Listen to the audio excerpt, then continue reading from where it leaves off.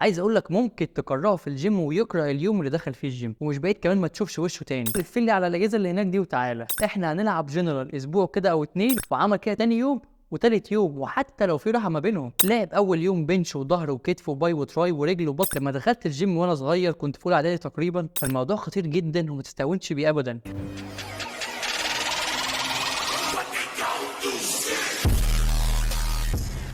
اهلا بيكم في حلقه جديده على اليوتيوب. عاوزين نتكلم مع بعض النهارده وندردش كده شويه في موضوع مهم وخطير جدا، وللاسف لسه في ناس كتير بتعمله لحد النهارده ومنتشر في جيمات كتيره جدا، وبيعرض الناس بنسبه كبيره للاصابه، وهو الجنرال. كم مرة حد فينا فكر ينزل جيم ونزل الحمد لله، ولما راح لقى الكابتن بيقول له احنا هنلعب جنرال اسبوع كده او اتنين، وفي ناس بتقول بالتلات اربع اسابيع والشهر، او لفلي على الاجهزه اللي هناك دي وتعالى، وبعد كده ابقى نعمل بقى نظام تمرين ونوزع العضلات اللي هنتمرن عليها. او انت بتتمرن بقالك فتره كبيره بس ريحت فتره في النص ورجعت عاوز تكمل تاني وحصل نفس الكلام، او حتى بتمرن نفسك وعملت نفس الموضوع. طيب في الاول عاوزين نعرف يعني ايه كلمه جنرال دي اللي بيقولوها ويقصدوا بيها ايه. كلمه جنرال او يقصدوا بيها فول بادي ورك اوت، بتشغل وتلعب وتتمرن عضلات جسمك كلها في يوم واحد، بنش وظهر وكتف وباي وتراي ورجل وبطن كله. طيب تخيل معايا واحد بينزل يتمرن كل فين وفين، او حد تاني ما نزلش جيم قبل كده وربنا كرمه الحمد لله ونزل يتمرن وحب يحسن ويطور من شكل جسمه وصحته، سواء بقى نزل يتمرن جاب التمارين من على النت يعملها، او دخل يتمرن مع كابتن جوه في الجيم او اونلاين. هنيجي للنقطه دي بعد شويه في الفيديو. بس تخيل معايا الشخص ده راح اتمرن يومين او 3 ايام في الجيم ورا بعض ولعب فيهم جنرال ولف على اجهزه الجيم كلها زي ما بيسمع بقى. انت متخيل ان اول مره يتمرن او مريح بقاله فتره كبيره واتمرن وشغل كل عضلات جسمه يومين او 3 ايام ورا بعض؟ اول يوم بنش وظهر وكتف وباي وتراي ورجل وبطن وكل حاجه ولف على كل اجهزه الجيم، وعمل كده تاني يوم وتالت يوم، وحتى لو في راحه ما بينهم. بالعقل اذا كان اللي بقاله شهور وسنين ملتزم بيتمرن ما يقدرش يعملها وما ينفعش يعملها، ما يقدرش يلعب النهارده بنش يجي بكره او بعده حتى يلعب بنش تاني، ما بالك يا عيني بالراجل اللي اول مره يتمرن ويخش جيم مرنته عضلات جسمه كلها النهارده وهتمرنها له تاني بكره وبعده نفس العضلات حتى لو اجهزه مختلفه. وفي ناس للاسف بتقعد على الكلام ده اسابيع وشهر ويمكن اكتر كمان. الاصابات طبعا بتاعه ربنا، بس خطر ونسبه الاصابه هنا بتبقى عاليه قوي، ده غير طبعا كميه الالم اللي هيحس بيها لما يروح وينام ويصحى. عايز اقول لك ممكن تكرهه في الجيم ويكره اليوم اللي دخل فيه الجيم، ومش بعيد كمان ما تشوفش وشه تاني. وانا بتكلم كده عشان الموضوع ده حصل معايا شخصيا وانا صغير. لما دخلت الجيم وانا صغير كنت في اولى اعدادي تقريبا، الكابتن مرني على كل الاجهزه اللي عنده، مفيش جهاز ما سبتوش، مفيش جهاز ما اتمرنتش عليه حرفيا. وروحت ونمت وصحيت تاني يوم جسمي كله كان مكسر، بالذات الظهر والقطنيه، لدرجه اني قلقت وفكرت نفسي اتصبت واترددت ان اروح تاني. بس الحمد لله ريحت واستنيت يومين 3 كده ورحت تاني عادي ولا فرق معايا، والحمد لله ربنا ستر يعني. فالموضوع خطير جدا وما تستهونش بيه ابدا. فلو انت كنت بتفكر تنزل الجيم وتعمل كده اسمع الحلقه كويس واسمعها كذا مره، او لو انت نزلت تتمرن والكابتن قال لك كده ابعت له الفيديو.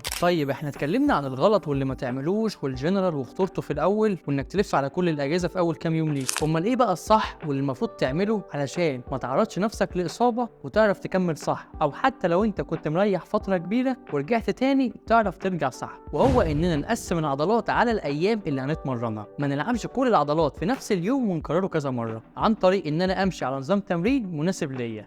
مثلا واحد هيبدا ينزل 3 ايام في الاسبوع، ممكن يلعب مثلا بوش بول ليج. اول يوم هيلعب بوش العضلات اللي فيها دفع زي البنش والكتف والتراي، وتاني يوم البول هيلعب العضلات اللي فيها سحب زي الظهر والكتف الخلفي والباي، وتالت يوم هيبقى رجل وممكن نضيف معاه عضلات البطن. وبكده انت تكون وزعت العضلات بتاعتك على الايام، كل عضله هتاخد حقها وتاخد الريكفري والوقت الراحه اللي المفروض تريحه. والاهم من ده كله صدقني ايا كان النظام اللي هتمشي عليه، انك ما تجيبش اخرك في الاوزان او تتمرن بشده تمرين عاليه، سواء لسه بادئ او حتى كنت مريح فتره ورجعت تتمرن تاني. خد الموضوع بالتدريج، حتى لو انت في حماس كبير في الاول وعايز تزود اوزان وتشوف اخرك فين، بلاش في اول كام يوم، عشان انت ما ينفعش تكون جسمك مريح بقاله فتره او اول مره تنزل جيم تقوم حاطط عليه الضغط ده جامد مره واحده. طبعا نسبه الاصابه هتعلى، تحاول تمسك نفسك شويه. ولو انت جيت في الجيم او بتفكر تنزل، ففي حاجه عايز اقولها لك، ان الجيم هيعلمك الصبر احسن من الصيد. يعني هم قالوا الصيد يعلم الصبر، لا، الجيم والتمرين هيعلموك الصبر اكتر. فخد الموضوع بالتدريج في الاوزان وزود بالتدريج،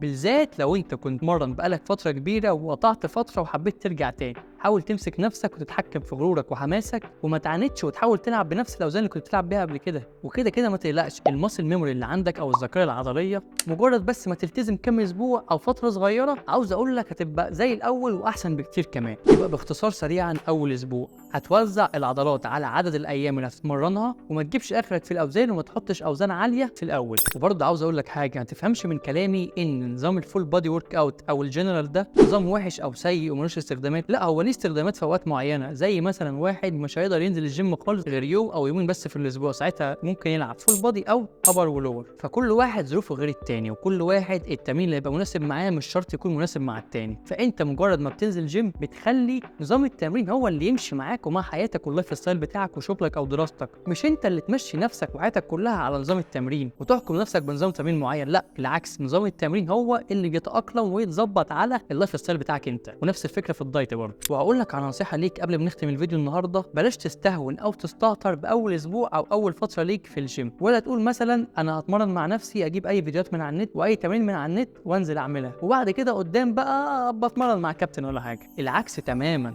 اول فتره دي اخطر فتره ليك في الجيم، وهتسيب في حياتك تاثير وانطباع كبير جدا وفكر عن الجيم، عشان زي ما بيقولوا كده الانطباع الاول يدوم. فلو بتفكر تشترك مع مدرب فيفضل اشترك معاه في الاول، افضل بكتير. وطبعا لو انت مثلا اول مره تنزل جيم او بتفكر تنزل تتمرن او بتتمرن بس مش عارف تظبط نظام الدايت بتاعك او مش عارف تعمل الاثنين مع بعض، دي بتاعتنا احنا. تقدر تتواصل معايا دلوقتي من خلال اكونت انستجرام او على رقم التليجرام او تسجل في لينك التدريب الاونلاين، كل ده هسيبه لك في الوصف تحت. وبعد التسجيل ببعت لك جوجل فورم تاني فيه اسئله كتيره جدا عن يومك والاكل اللي بتحبه والاكل اللي مش بتحبه والفطار والغداء والعشاء ونظام التمرين اللي كنت ماشي عليه قبل كده وكنت بتتمرن قبل كده ولا لا، او عندك اي اصابه قديمه او امراض مزمنه. بعرف كل تفاصيل عنك عشان بيبقى البرامج كاستمايزد عليك بالظبط ونظام الدايت مظبوط عليك بالظبط من الاكل اللي انت بتحبه. ومش بس كده، كمان ببعت لك فايل اكسل اللي بتسجل فيه اوزان كل مجموعه عملتها في كل تمرين، وبنسجل فيه وقت التمرينه من اول مجموعه لحد اخر مجموعه ووقت الكارديو، وبنتابع بيه يوميا مع بعض. فانت حرفيا مش تبقى محتاج حاجه تاني. وتقدر تدخل برضه وتتفرج على كميه التحولات اللي موجوده،